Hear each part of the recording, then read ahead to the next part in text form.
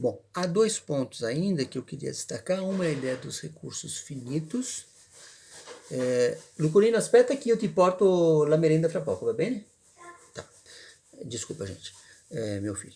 Então, uma é essa ideia dos recursos finitos, que eu acho bastante interessante a gente pensar, porque esses recursos finitos, é óbvio, é clara a ideia, né?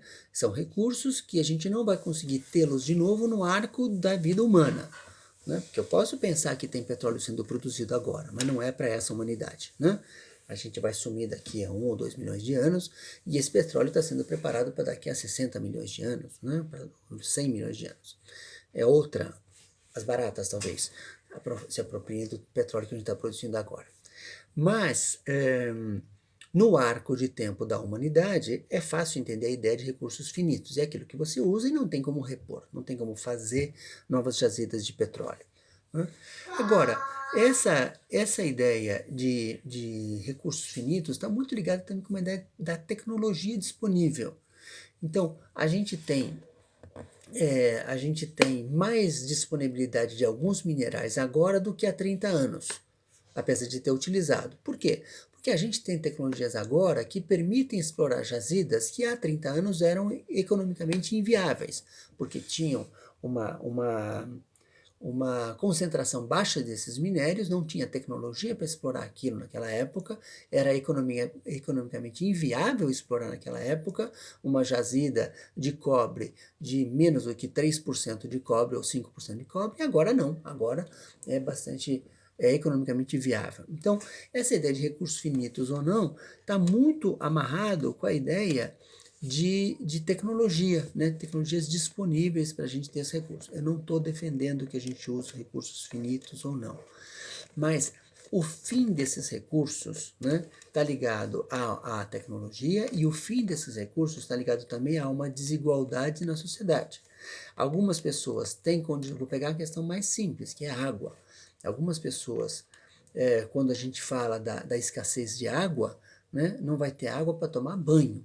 Não tem água, tem uma torneira distribuída para 50 casas num assentamento. Né? Isso é uma questão, uma escassez de água. Nesse mesmo momento, tem gente, né, que na crise de água que a gente teve em 2013 e 2014, bebia água de gelo do Alasca. Né? Então, é finito para essa pessoa o recurso? Não, para essa pessoa esse recurso ainda vai levar muito tempo para ser finito. Né? Eu sei que água não é um recurso finito, mas eu quero dizer, as desigualdades que a gente tem na sociedade levam a compreensões e a posicionamentos muito distintos sobre o que é finito e o que não é finito.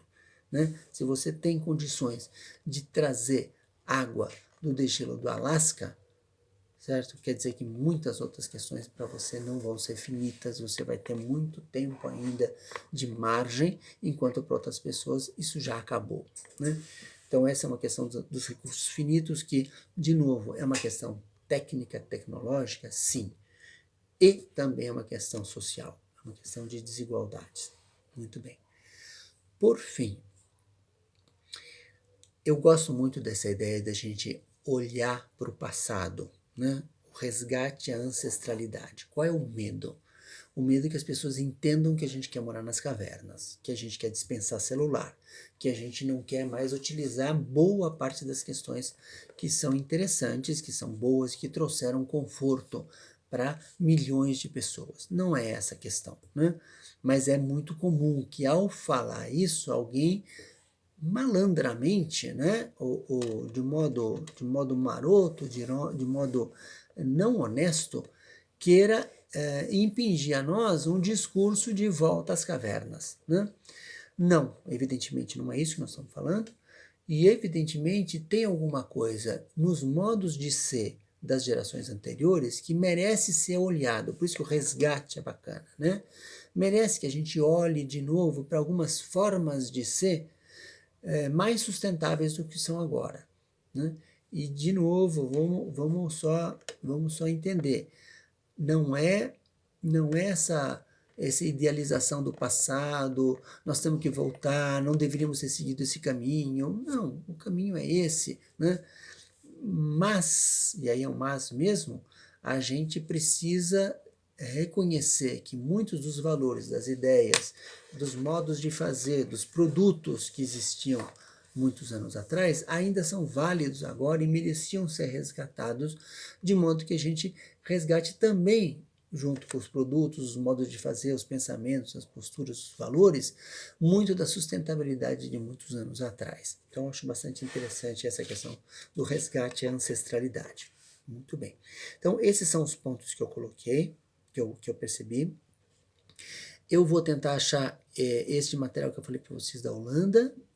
Eu vou trazer para vocês um link de um canal de uma drag, a Rita Von Hunt, que eu acho muito boa. Ela é uma pessoa muito de posicionamento muito claro, e o programa dela sobre sustentabilidade merece ser visto por todo mundo que faz a nossa formação, além do canal dela inteiro, que me parece bastante bom. É uma drag que merece ser ouvida, não por ser drag, mas é interessante como muitas pessoas, para quem eu mostrei isso, descartam o que ela está falando porque tem preconceitos com a forma de ser dela, né? Com o modo como ela artisticamente se coloca na sociedade. E isso é interessante, que a gente quebre nossos preconceitos e vá ouvir pessoas diferentes, voltando para a ideia das diferenças, ouvir pessoas diferentes, que pessoas diferentes podem ter pontos de vista diferentes e que podem interessar a nós. Vou tentar achar essas duas coisas e mandar para vocês e a gente continua, tá? Obrigado.